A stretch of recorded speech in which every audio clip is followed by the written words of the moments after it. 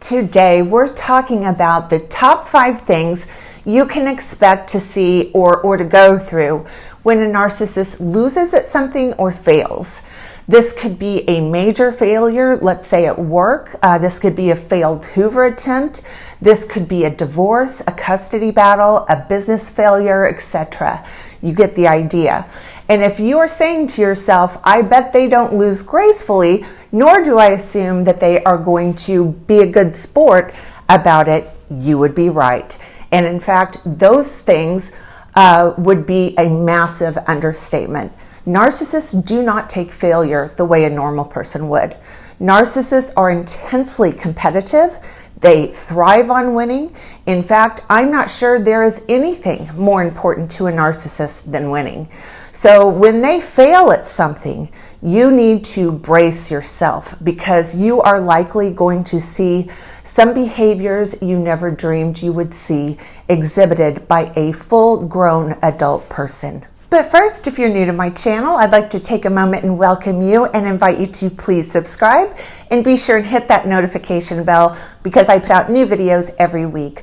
Also, if you are interested in private one-on-one narcissistic abuse recovery coaching with me, please visit my website. It's linked in the description below. Okay, so today we're talking about things you can expect to see if and when a narcissist fails or loses at something. And number 1, any and all evidence, even foolproof evidence, will be attacked, specifically if you are the one producing the evidence. Remember, narcissists take any and all situations that happen and they run a narrative that make them into the hero, the victim, or the martyr, or some combination of all three. So when they are faced with absolute proof that they are indeed not any of those things, that they are the responsible party for this failure, whoever supplied the evidence better brace themselves for one of the nastiest smear campaigns you have ever seen. The narcissist will attack this person's character, calling them a liar or jealous or crazy. They may suggest that the person obtained the information illegally or that they fabricated the information completely. Whoever produced this information, the narcissist is going to try and smear and bully or blackmail into submission, or at the very least, wreck this person's character and intentions so terribly that no one believes the evidence they are looking at with their own eyes. Number 2, if they cannot successfully blame the person who supplied the evidence, they will look for a scapegoat elsewhere. Many times they will pick a scapegoat who is very vulnerable and cannot defend themselves. So for example, let's say they lose a custody battle and they have ran out of things to smear the ex-spouse's reputation with, especially because the ex-spouse or someone other than them was awarded custody of the child. So the narcissist will likely start a smear campaign against the child and will start blaming the child for his or her failure at winning this custody battle. Because God knows it couldn't be the fault of the narcissistic parent and their abusive and neglectful behavior towards the child that caused them to lose the custody battle. They will have dragged the ex-spouse's name through the mud, and if that didn't work, then it will become the most defenseless and innocent person's responsibility, the child, him or herself.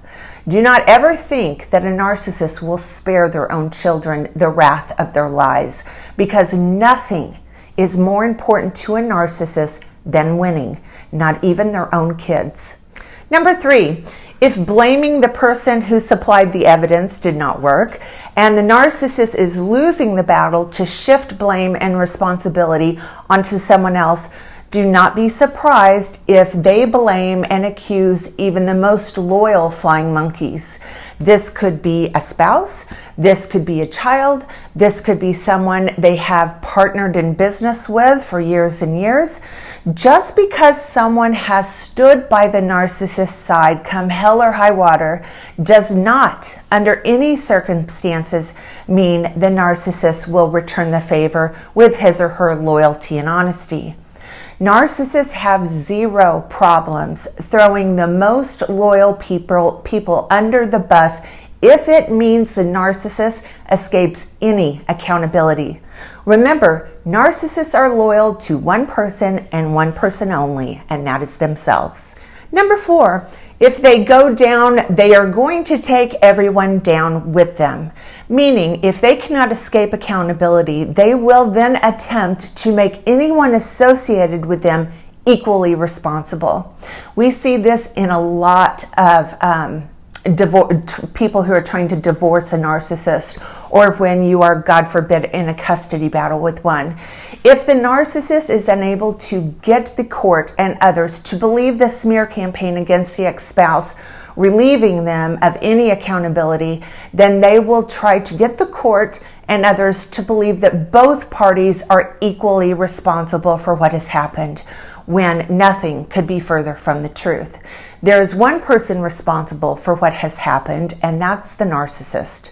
Number 5, the narcissist has received such a huge narcissistic injury and has been unsuccessful at blame shifting accountability to someone else. The narcissist then cuts his or her losses and abandons everyone, including their own family and children, and moves somewhere else and starts a new life with all new sources of narcissistic supply. I have seen this and I have lived it firsthand. Now, do not be under some delusion that the narcissist will accept any form of accountability before he or she moves, because they will not ever. Their failures will always and forever be blamed on someone or something else. They will always adopt a phony, fake narrative that portrays them as the hero, the victim, or the martyr, but they are not incapable of realizing the game is over within certain communities and up and abandoning their families and other loved ones and moving somewhere else. And quite honestly, because these people are so skilled at avoiding any accountability and certainly will never admit accountability, having them abandon their families and move in the long run is probably the very best thing they could ever truly do for their family or children. The pain and damage and destruction they inflict on everyone around them is so severe. Having them abandon you or your children is typically the very best outcome anyone associated with one of these people could ever have. It's a blessing if and when this happens. All right, that's going to do it for today's video. If you like this video, please give it a thumbs up and please subscribe to my channel. Also, follow me on my other social media platforms. The links are in the description below. Thanks for watching, everybody.